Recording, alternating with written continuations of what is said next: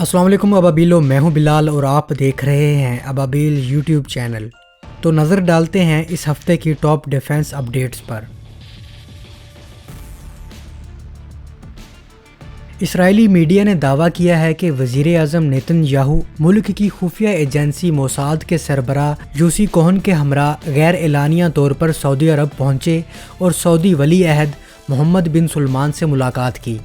اسرائیلی حکام نے یہ بھی دعویٰ کیا ہے کہ اس غیر اعلانیہ ملاقات میں امریکی وزیر خارجہ مائک پومپیو بھی موجود تھے، جو اس وقت یورپ اور مشرق وسطیٰ کے 8 ممالک کے دورے پر ہیں۔ 5 گھنٹے پر محیط اسرائیل اور سعودی عرب کے اعلیٰ سطح کی ملاقات تبوک کے شہر نیوم میں ہوئی۔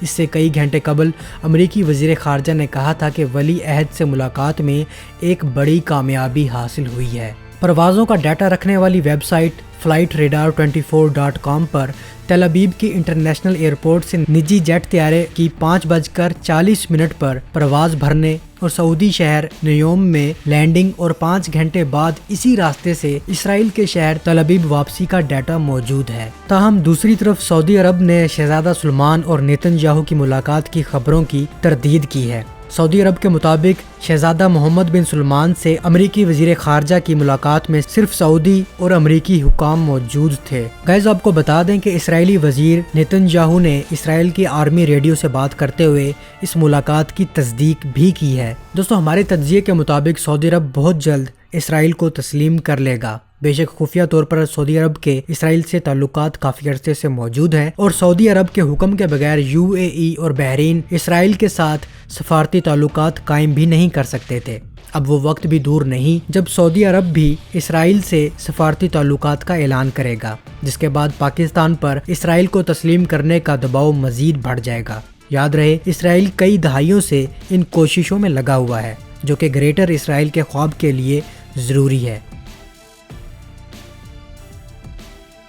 روس اور پاکستان میں قربتیں بڑھنے لگی ہیں۔ جیسا کہ آپ کو معلوم ہے کہ پچھلے دنوں روسی فورسز پاکستان ایکسرسائز کرنے آئی تھیں اور اب روس اور پاکستان کے درمیان گیس پائپ لائن پروجیکٹ کے معاہدے پر دستخط کرنے پر اتفاق ہوا ہے۔ یاد رہے، یہ ڈیل 2015 میں فائنل ہوئی تھی، لیکن امریکہ کی وجہ سے پاکستان کو یہ ڈیل عارضی طور پر منسوخ کرنا پڑی۔ اب اس ڈیل کو ریوائزڈ کیا گیا ہے۔ اس پروجیکٹ میں 26% شیئرز روس کے ہوں گے اور 74% پاکستان کے، اور اس پروجیکٹ پر لاگت کا تخمینہ $2 ارب سے زیادہ لگایا گیا ہے۔ یہ پائپ لائن کراچی سے لاہور تک بچھائی جائے گی، جو کہ 1122 کلومیٹر تک طویل ہوگی۔ اس گیس پائپ لائن کی تعمیر جنوری میں شروع ہو جائے گی۔ گائز، یہ پروجیکٹ روس اور پاکستان کے درمیان تعلقات میں مزید بہتری لائے گا۔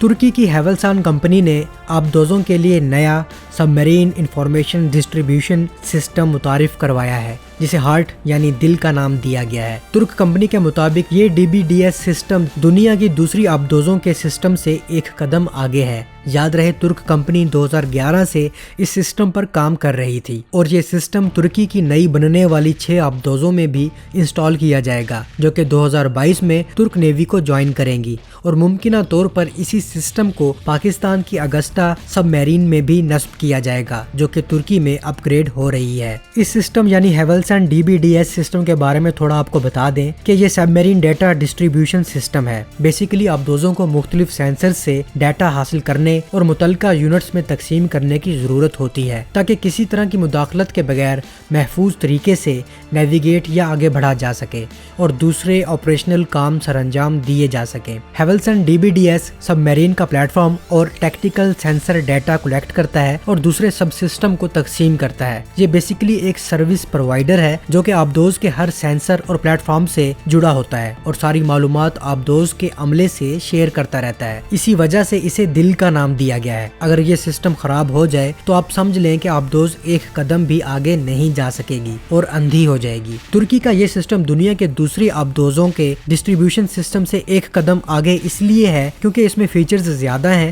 اور یہ دنیا کی دوسری آبدوزوں کے سسٹم کی نسبت زیادہ محفوظ ہے۔ یہ سسٹم ڈیٹا ریکارڈ بھی کرتا ہے، پلے بھی کرتا ہے، انالیسس بھی کرتا ہے، ڈیٹا مائگریشن اور ہر طرح کے انوائرمنٹل کنڈیشن کے لیے کمپیٹیبل بھی ہے۔ اگر یہ سسٹم پاکستانی آبدوزوں میں لگ جائے، جس کے چانسز بھی ہیں، تو پاکستانی آبدوز بھی پہلے کی نسبت بہتر کارکردگی دکھا سکیں گی۔ دوستو یہ سسٹم آبدوز کے کس کس پارٹ سے لنکڈ ہے آپ سکرین پر دیکھ سکتے ہیں۔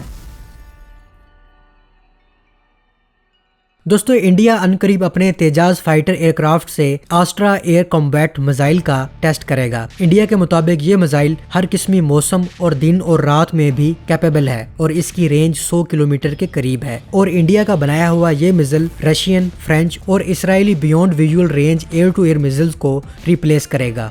یاد رہے یہ انڈیا کا پہلا گھر میں بنایا ہوا ایئر ٹو ایئر میزائل ہے جو کہ اپنے ہی بنائے ہوئے تیجاز سے ٹیسٹ کیے جائیں گے، اور انڈیا کے مطابق اس میزائل کے انیشل گراؤنڈ ٹیسٹ مکمل ہو چکے ہیں۔ یہ بھی یاد رہے کہ یہ پروجیکٹ انڈیا کی بدنام زمانہ DRDO نے مکمل کیا ہے، جو کہ فیلئر کے حوالے سے مشہور ہے، اور تیجاز پروجیکٹ بھی اسی کمپنی کی ایجاد ہے جسے 35 سے 40 سال اس جہاز کو بنانے میں لگے، اور جس میں 70% کمپوننٹ غیر ملکی ہیں۔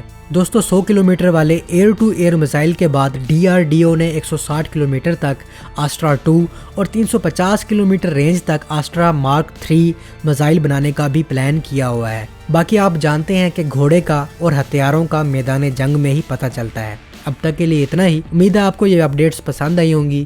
ملتا ہوں ایک نئے ویڈیو کے ساتھ، تب تک کے لیے اجازت، اللہ حافظ۔